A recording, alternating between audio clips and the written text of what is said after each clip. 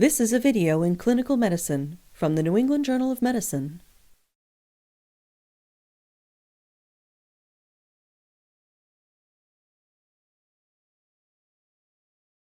This video demonstrates how to remove and replace a balloon gastrostomy tube. Indications, contraindications, placement technique, and potential complications will be reviewed. A gastrostomy tube, or G-tube, provides long-term enteral access for nutrition in patients who are unable to eat and may occur in patients with cancer, stroke, traumatic brain injury, or other conditions. A gastrostomy tube may need to be reinserted after accidental dislodgement, or it may need to be removed and replaced because of a malfunction, such as tubing that is cracked or a balloon that no longer works. G-tubes may be changed on a schedule to prevent malfunction.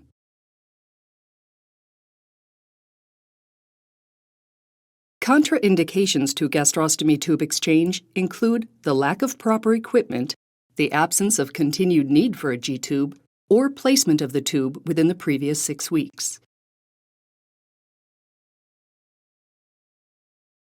A gastrostomy tube is inserted through the skin into the stomach. It has an internal component, such as a balloon, to prevent it from falling out of the stomach. There are different types of tubes. Some gastrostomy tubes are fitted with a deformable plastic mushroom. This type of tube is placed by means of the percutaneous endoscopic gastrostomy technique, also known as the PEG procedure. This video demonstrates the replacement of a gastrostomy tube that has a water-filled balloon at the tip. Replacement of other types of G-tubes may require different techniques not demonstrated here. The balloon tip tube has a valve port, which is used to insert water into the balloon. The standard PEG tube that is fitted with a mushroom tip does not have such a port. The patient's enteral nutrition does not need to be restricted or discontinued before the tube is changed. To prepare the patient for the procedure, the patient should be in a supine position. The head of the bed may be raised to 30 degrees if that will make the patient more comfortable. Next, inspect the tube that is already in place, noting its French diameter designation and the volume capacity of the balloon. Also note how deeply the tube has been inserted at the surface of the skin and at the top of the external bumper in centimeters. Sometimes all the markings may be worn off the G-tube. Before beginning the procedure, gather the following equipment: a replacement gastrostomy tube with the same French diameter as the tube that is being removed, water-based gel lubricant, a 10 milliliter syringe filled with water, a 60 milliliter catheter tip syringe, and clean gloves.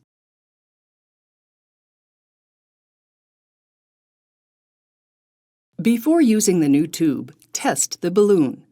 First, note the amount of water needed to fill it. Fill the balloon with its maximum volume of water and look for any sign of leakage. If there is no leakage, remove all the water from the balloon. Lubricate the tip of the new gastrostomy tube.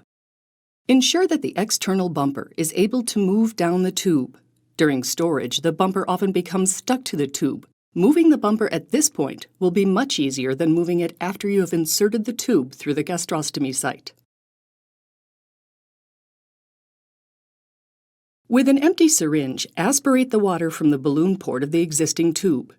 Make sure that all the water has been removed by re-aspirating if necessary. Have a gauze pad ready to absorb any drainage, and then remove the tube. Then gently insert the new tube until it is a few centimeters past the previously noted skin-level centimeter mark of the previous tube. This is to ensure that the balloon will be inflated when it is in the stomach, not in the gastrocutaneous tract. Now with the balloon tip well into the stomach, inflate the balloon with water. The patient should not feel pain as you fill the balloon. The presence of pain should alert you that the tube may have entered a false passage rather than the stomach. Gently pull up on the tube until you feel slight resistance from the inflated balloon against the inner gastric wall. Then push the external bumper down, but not too tightly. It should be easy to spin the tube, and there should be a gap of about 2 to 3 millimeters between the skin and the bumper. If the outer flange is too tight, it may cause necrosis of the gastric mucosa. The centimeter marker at the top of the external bumper should be set to the same measure at which the old tube was set, assuming that the previous tube was not set too tight and the balloon was fully inflated. Confirm intragastric placement by aspirating gastric contents.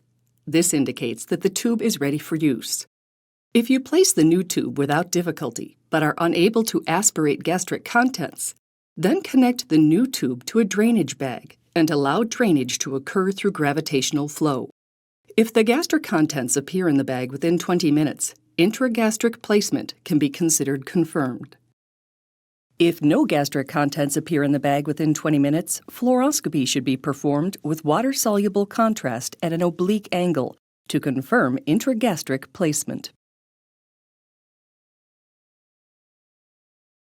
The most serious complication of gastrostomy tube exchange is the placement of the tip of the tube in a false passage within the subcutaneous tissue, or in an intraperitoneal location rather than in the stomach. The administration of nutrition through a tube that is not in the stomach can be fatal. A supine abdominal film taken after the administration of contrast material into a G-tube, as shown here, is not reliable for confirming intragastric placement. This radiograph gives the impression of correct placement. But an oblique view of the same patient, obtained with the use of fluoroscopy, reveals that the contrast material is actually flowing into the stomach through a subcutaneous tract. This tube is not in the proper position. This radiograph shows the tube after it was repositioned in the stomach with the use of a guide wire and fluoroscopy. It is important for providers to be comfortable with gastrostomy tube exchange. Understanding the procedure and its potential hazards should help to minimize the risk of complications.